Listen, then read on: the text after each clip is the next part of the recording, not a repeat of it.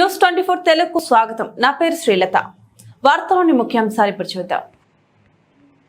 అంబేద్కర్ కోనసీమ జిల్లా అంగర గ్రామంలో కీర్తిశేషులు కొండమూరి నరసింహమూర్తి విగ్రహావిష్కరణ జరిగింది.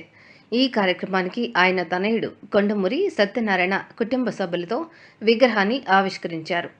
ప్రాథమిక వైద్యంలో ఎంతో మందికి వైద్య సేవలు అందించి ప్రాణదాతగా నిలిచారన్నారు.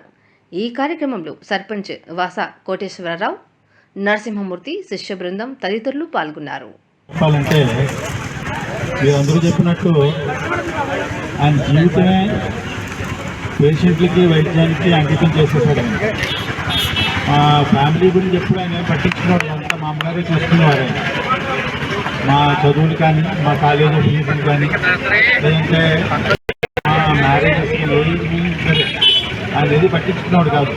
ఒక పక్కన మాకు ఇంట్లో ఏదైనా ఫంక్షన్ జరుగుతున్నా సరే, ఎవరైనా పేషెంట్ వస్తే ముందు ఫస్ట్ ప్రిఫరెన్స్ ఇచ్చేవారు. తర్వాత మీరందరూ చెప్పినట్టు ఆయన ఎప్పుడు కూడా నిత్య వైద్య విద్యార్థి, ఎప్పుడు పుస్తకాలు జర్నల్స్ అలా చదువుతూనే ఉండేవాడు. నేను ఎంబీబీఎస్ చదివే రోజుల్లో మా కొత్త పుస్తకాలు ఏవైతే వచ్చినాయో ఆ పుస్తకాలన్నీ ఆయన ఇమ్మనేవాడు.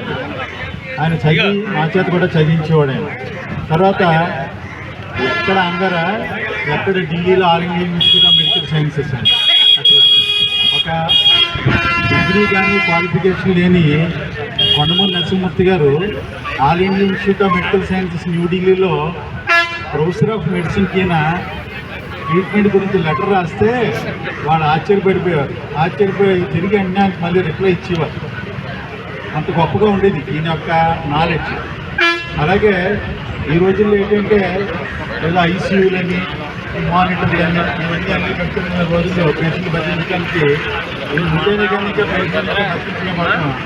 అలాంటి రోజుల్లో ఆయన పేషెంట్లకి పల్స్ పడిపోతున్నా సరే, బీపీ డౌన్ అయిపోతున్నా సరే, ఆక్సిజన్ డౌన్ అయిపోతున్నా సరే, అలా కూర్చుని పేషెంట్ పక్కనే బెడ్ సైడ్ అలా కూర్చుని ప్రతిదీ మానిటర్ చేసుకుంటూ ప్రతి పేషెంట్ కూడా ఆయన దగ్గరికి వచ్చిన ఏ ఎమర్జెన్సీ కేసు పేషెంట్ కూడా ఎవరు కూడా చనిపోవడానికి వీల్లేదు. ఆ పేషెంట్ని ఎంత ప్రమాదకరమైన పరిస్థితుల్లో తీసుకొచ్చినా ఆ పేషెంట్ని అంత బ్రహ్మాండంగా ఆయన రికవర్ చేసి ఆ కుటుంబ సభ్యులకు అప్పచెప్పేవారు కొండమూరి నరసింహమూర్తి గారు. అలాగే కొంతమంది ఆర్థిక ఇబ్బందుల వల్ల ఈ పెస్టిసైడ్స్, పాయిజన్ అది తీసుకునేవారు. అలాంటి వాళ్ళకి ఆయన చాలా ఔదార్యంగా వైద్యం చేసేవారు. కొంతమంది పేషెంట్లు అయితే ఏంటంటే కాకినాడ వెళ్తే కాకినాడ పెద్ద కార్పొరేట్ హాస్పిటల్లో ఈ పేషెంట్ రికవర్ అవ్వడు, ఇంక మీరు తీసుకెళ్ళిపోవచ్చు, ఇంకా మీరు ఇంకా రికవరీ అయ్యే ఛాన్స్ లేదని పేషెంట్లు తీసుకొచ్చి ఆయన దగ్గర పెట్టేస్తే ఆయన వాళ్ళకి భరోసా ఇచ్చి ఆ పేషెంట్ని రికవర్ చేస్తూ ఉంటే అక్కడ ఉన్న డాక్టర్లకే మర్చిపోయింది. అలాగే ఆయన చదివిన వైద్య పుస్తకాలు మనం అయితే ఏంటంటే ఒక పుస్తకం చదివి దాన్ని అర్థం చేసేసుకుని ఊరుకుంటాం.